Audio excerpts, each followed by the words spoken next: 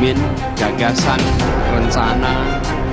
Saya sangat bangga, tadi saya beri nilai 9,9 kira-kira gitu. Bagus, tiga-tiganya bagus. Bagus-bagus lah kemarin. Kalau Pak Mahfud jelas paling bagus.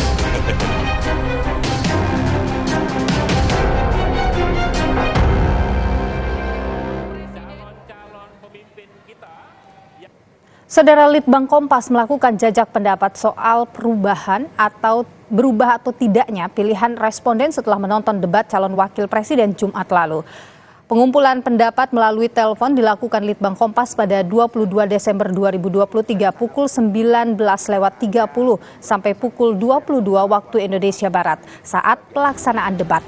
Melibatkan 212 responden dari seluruh Indonesia dengan sampel ditentukan acak dari responden panel Litbang Kompas sesuai proporsi jumlah penduduk di setiap provinsi.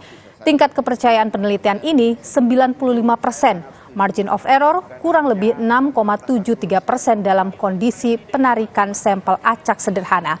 Pengumpulan pendapat sepenuhnya dibiayai oleh Harian Kompas, PT Kompas Media Nusantara. Kalau membuat target pertumbuhan bisa saja. Hasil jajak pendapat Litbang Kompas soal pilihan responden setelah debat Cawapres 22 Desember 2023 lalu, responden yang pilihannya tetap atau tidak berubah sebesar 66,7%, berubah pilihan 11,3%, tidak tahu 22%.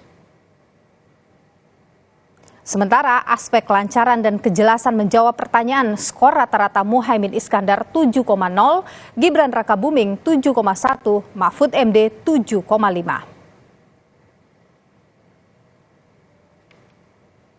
Lalu saudara, performa Cawapres dalam aspek penguasaan masalah yang didiskusikan, skor rata-rata Muhaimin 7,1, Gibran 7,1, Mahfud MD 7,6.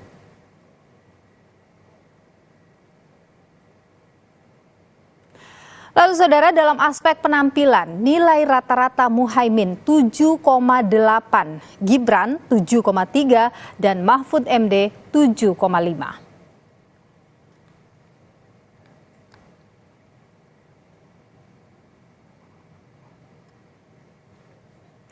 Saudara, soal saling klaim unggul masing-masing kandidat pasca debat Cawapres kita akan bahas petang hari ini bersama dengan Saiful Huda, Dewan Pertimbangan Timnas